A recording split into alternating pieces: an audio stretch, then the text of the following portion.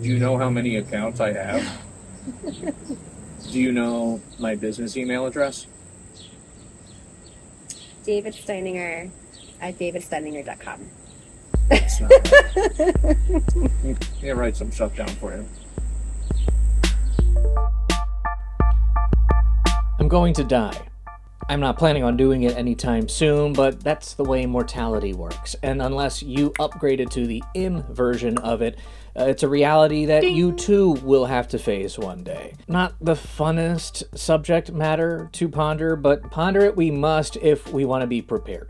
Especially if you have a family, especially if you're self-employed and you have a lot of spinning plates that are just waiting to smash to the ground the moment you blink your last blank. Now, there's already a lot of information out there on the basics, then you can find checklists and templates that will help you pull together important information like life insurance, wills, bills, bank accounts, and other important documents that you can assemble into a death binder, or whatever you want to call it, that your loved ones can pull out in case you get hit by a bus. Rob Berger is a personal finance YouTuber who put together a really solid template, and I'll link to that in the description below.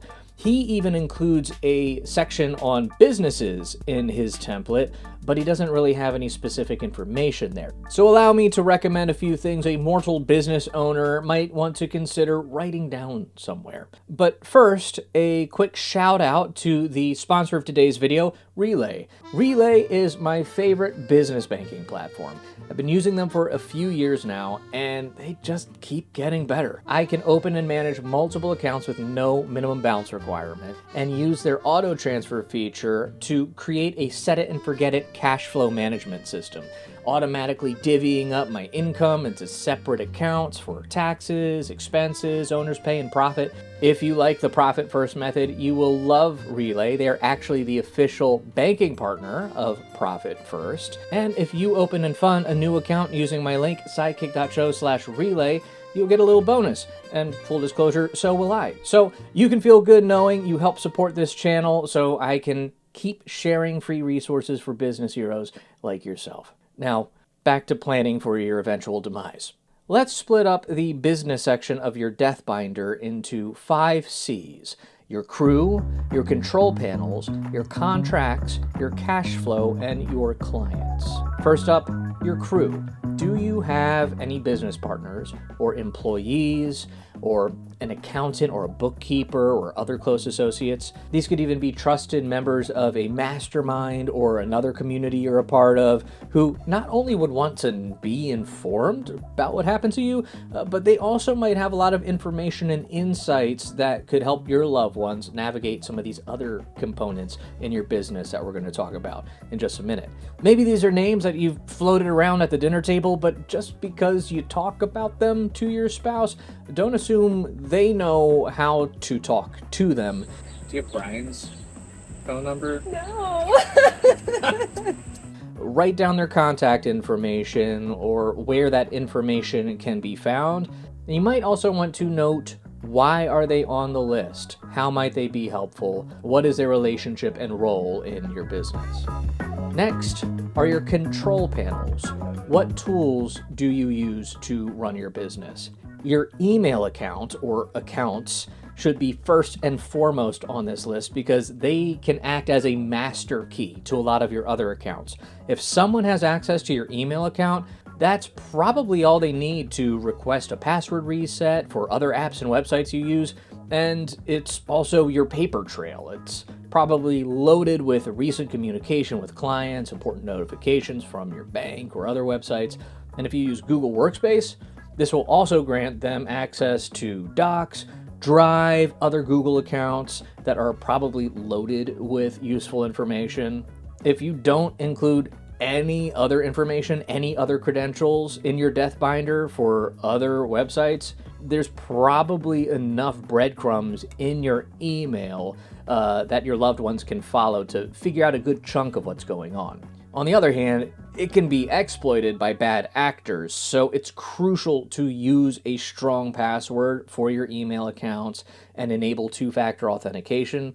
And to that point, make sure your family knows how to get into your phone or otherwise access your authenticator apps if you use one of those. Speaking of passwords, I'd highly recommend using a password manager like 1Password to keep track of all your login information for the different websites you use. All you have to do is install a browser extension and it will automatically populate your username and password for any website you have a matching record with. These tools can also be a good option for storing a digital copy of your death binder information.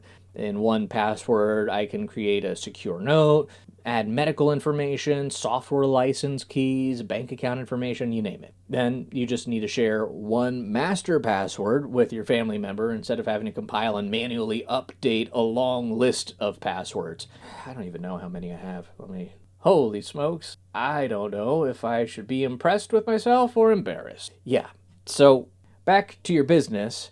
You can take documenting your control panel information to the next level by making short recordings of your screen demonstrating how you use your different tools to perform key tasks for your business. Use Loom or something similar, and then just dump your videos into a Google Drive folder or upload them as an unlisted video on YouTube, and then link to each clip from your death doc. Contracts. What happens to your business when you die? If you are a single member LLC, when you die, by default, your LLC dissolves and your business assets will be distributed along with the rest of your personal assets according to your will. But it could take a while for all of this to get sorted out in probate proceedings. It might not be a big deal if you just plan to sunset your company when you die. But if you want to keep the business running and avoid having your cash locked up for several months, you should include a succession plan in your business's operating agreement. That would allow you to immediately transfer ownership to your spouse or child, next of kin, another specific individual or organization that you choose. If you're a multi-member LLC or partnership, you should definitely include a statement that transfers your stake of the company to your heir. Here is the operating agreement for Brero. My business partner and I had a lawyer help us write this up, and we made sure to include a section, disassociation by death, bankruptcy, and fraud. Should a member die, the share owned by that deceased member's interest shall be passed to that member's devisees, beneficiaries, or heirs as per the terms of the deceased member's last will and testament. That's all you need, and that will just keep things moving. Don't overlook your operating agreement. This is the legal governing document that the state and banks and other organizations will refer to if it's up for debate who owns how much of the company and other stuff like that. If there are other deals, agreements, partnerships, other contracts you are beholden to, be sure to review these. And if any of them have ramifications for your family, include a copy or link to them from your death binder and sum up the key points that your successors will need to understand. Cash flow. Where is your money and how does it flow in and out of your business? Make sure you include credentials for your business bank accounts, your credit cards, and payment processors like Stripe or PayPal. Anything that touches money. If you have an e-commerce website, make sure that your successors have access to that. And then document how your business works, specifically how the money part works. What are your different income streams? How do you collect payments? How does it get to your business bank account and then ultimately to your personal bank account? Does your business have recurring expenses? Do you run payroll? Do you withhold taxes? Outline as much as you can. And link, even if you already did in your crew section, link to your accountant or bookkeeping company. They are probably going to be in the best position to keep things running smoothly, help answer any questions, and advise your successors on next steps regarding your business finances. Just want to give another plug to Relay because they make everything so easy. I'm able to link up Stripe and PayPal. Money flows in, and then their auto transfer rules automatically divvy up the cash into different buckets, so I always have enough to cover taxes and my operating expenses. And then I have auto pay set up to cover my credit card, and payroll is set up through Gusto, so I could die right now and things would probably run fine for a few months before anyone would need to intervene. Also, shout out to the team at Formations Corp. They manage my books, my taxes, other compliance stuff for my S Corp. The combination of Formations and Relay, I feel like I barely have to lift a finger for the bulk of my business finance stuff. So whoever ends up taking over in my place is going to have a pretty easy go of it.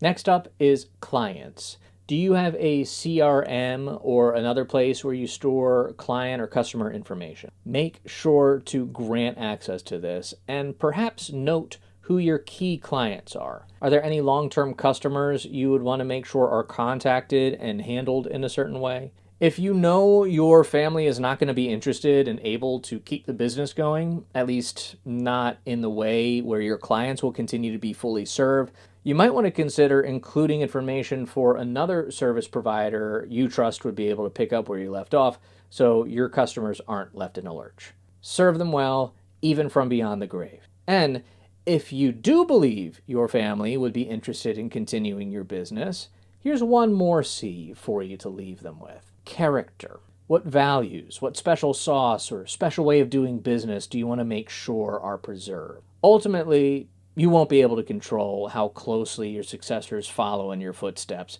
and it's good if they diverge a bit. They need to take ownership. But explain to them what you have found really sets you apart and why it matters to your customers. Come to think of it, this is a good exercise not just to plan for an emergency, but to help you gain clarity into certain aspects of your business that you might not have really audited for a while.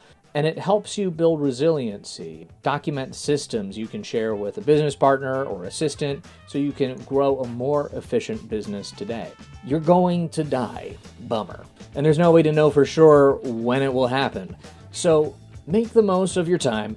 Work purposefully to do what you can to build a strong business, leave a legacy for your family, but don't neglect to enjoy them as much as you can right now. Here's some good news. If you watched up to this point in the video, that probably means you are actively trying to grow a business. You're self-employed or you want to be. And that means you are on what I truly believe is the best path that affords you the most freedom and flexibility to use your gifts to serve other people as a way to provide for your family while still having time to be with them. So keep on going. My name is David Steininger. I'm your self-employment sidekick. I'm here to help you along your business journey any way I can. Thank you for watching. Be sure to look both ways before you cross the street, and I'll see you in the next one.